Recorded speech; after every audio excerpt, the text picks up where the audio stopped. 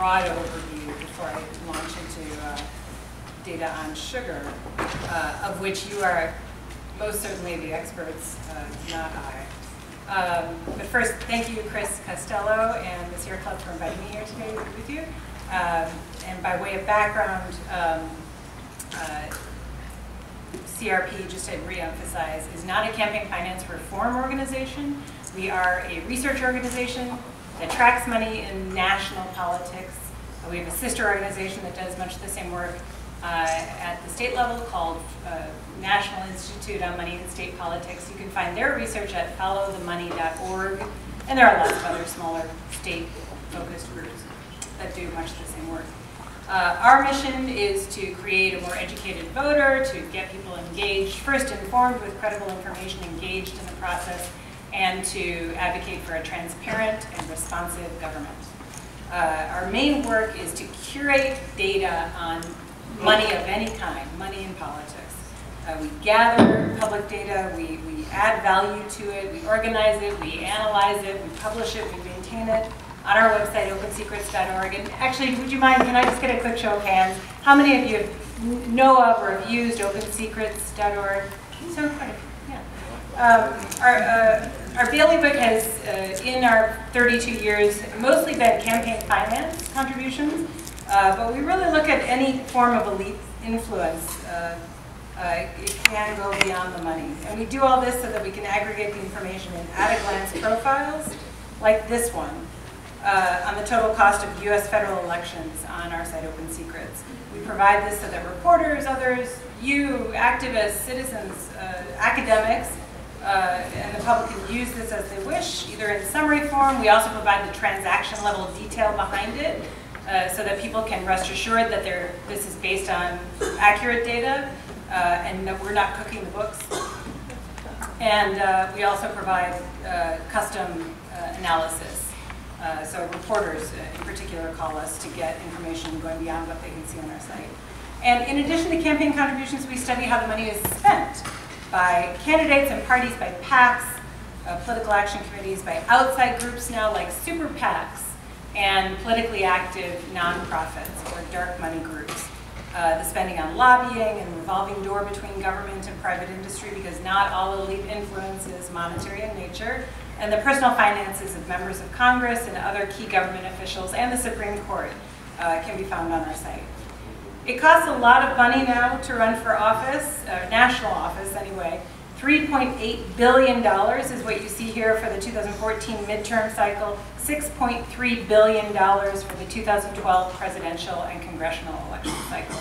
And that translates into roughly $1.5 million if you're running for the House, if you hope to win, and $10.6 million running for a winning Senate seat. And where would you get that money? If you were the one who had the great ideas, ambition, connections, hustle, but didn't have access to that cash.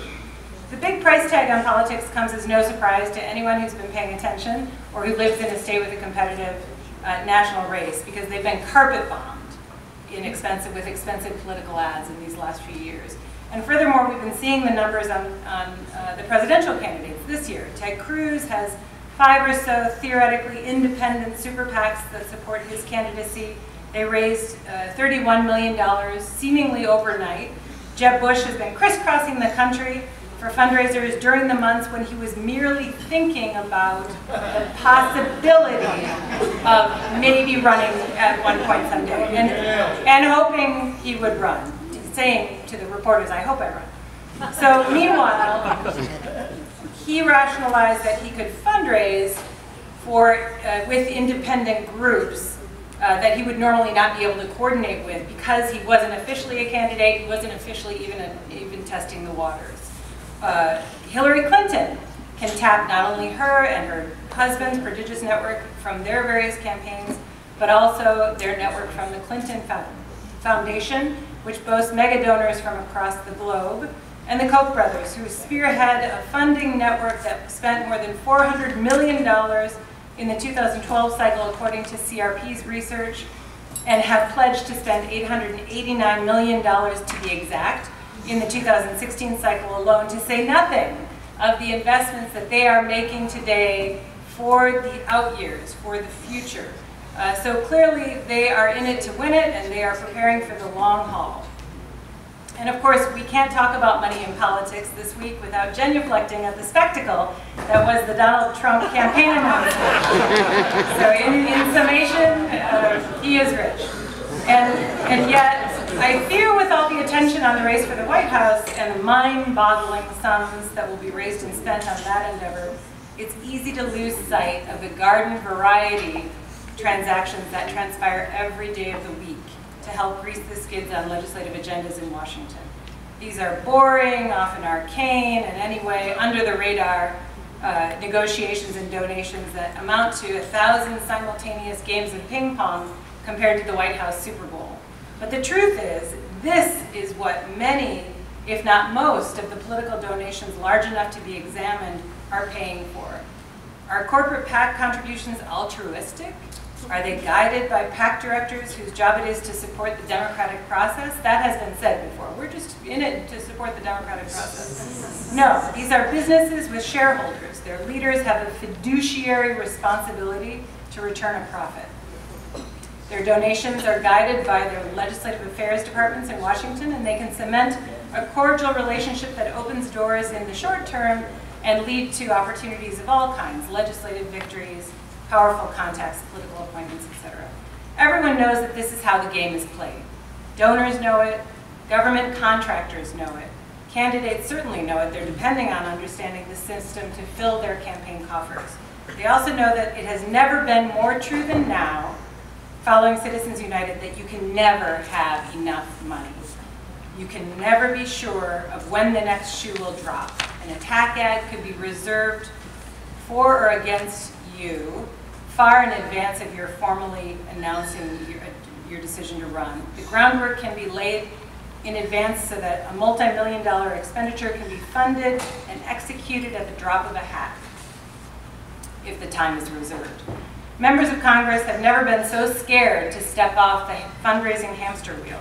In some races, such as the highly competitive North Carolina Senate race last cycle, spending by quote-unquote independent outside groups far exceeded what all of the candidates spent combined. So this is how it works. And right now I'm going to turn to walk through a number of the kind of data analyses that we have across the board, covering all industry and interest groups on our website. But let's take a look at sugar.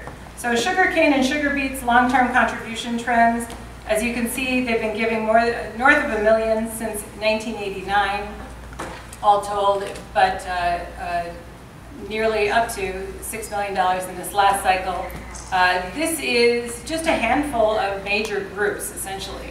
And what's interesting, I think, about the sugar and sugar beet industry is that it is the only one among agricultural interests that gives more to Democrats. That has changed, that has been waning, but over, especially in the earlier years, and with soft money to the parties, they had favored Democratic candidates. Now it's about 50-50, which is often the case for business interests generally. Look, you have to play both sides of the aisle. If you want access, you need access on both sides of the aisle. Sugar contributions by party. So this kind of shows how it's been evening up lately. Sugar contributions globally, so the sources, largely PAC donations. I'm sorry, again, I made notes on the PowerPoint for the details, but you can see at a glance that it's nearly 50-50 by party and overwhelmingly PAC donations going to candidates and parties. Lobbying is the other side of the influence buying coin. And as you can see here, billions of dollars over time, up to about $3 billion, just more than $3 billion in this last year. Regrettably, or good or bad, the spending on lobbying that's reported is going down. The problem is that it's not being reported.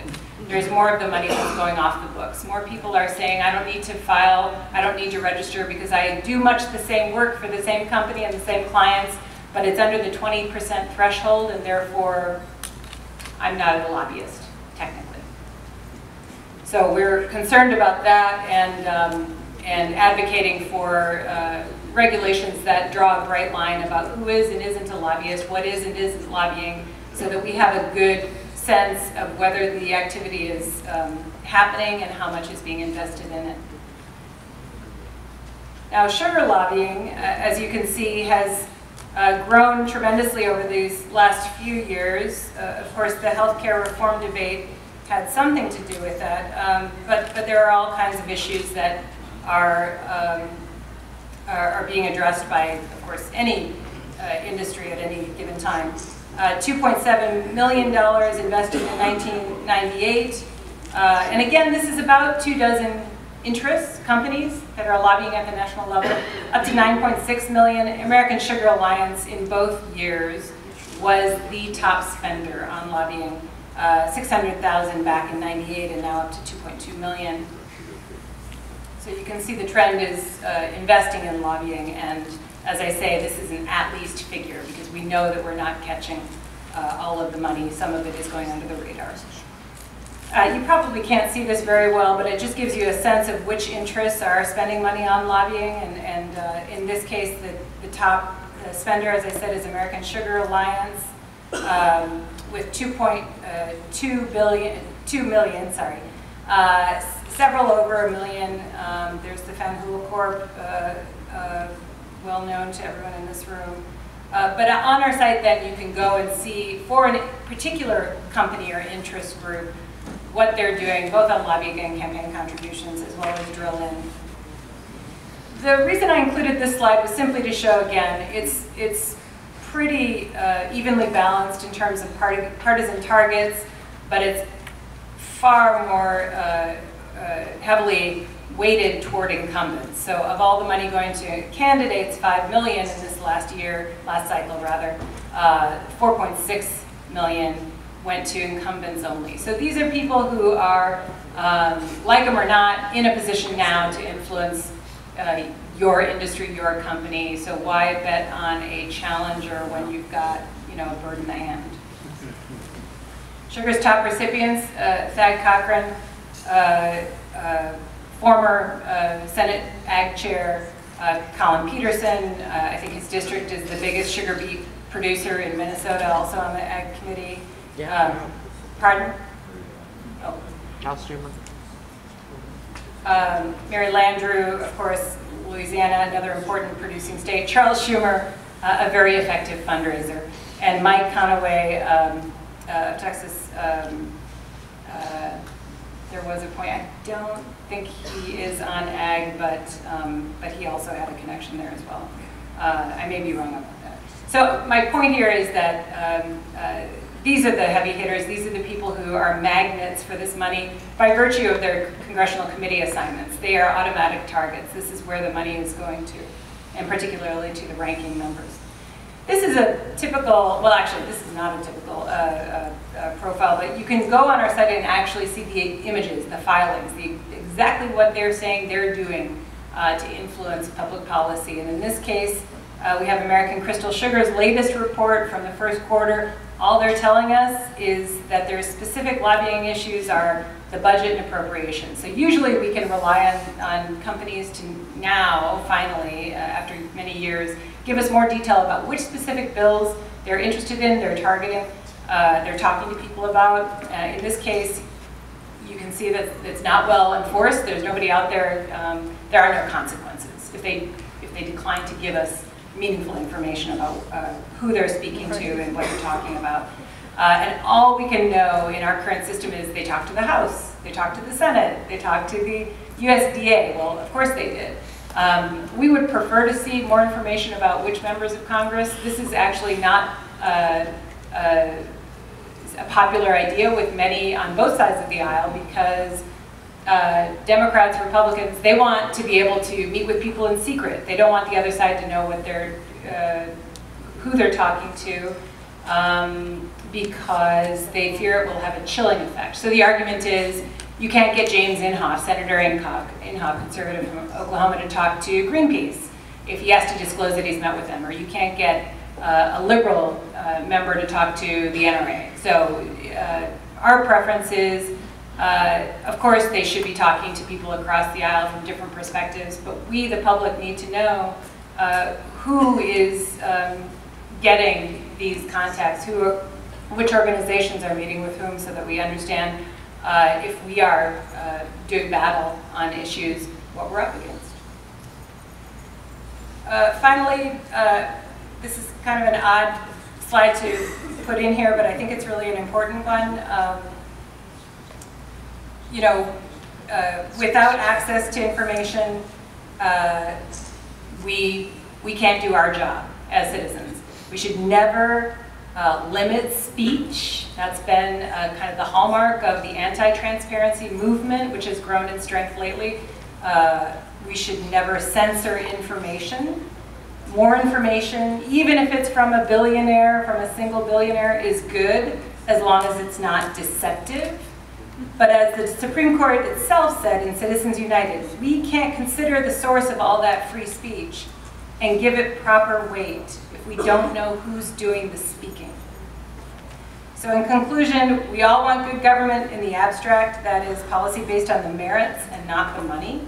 Through CRP's research, we tell you specifically which companies within the sugar industry are paying significant amounts to get their version of good government that adds value to their bottom lines in very specific ways.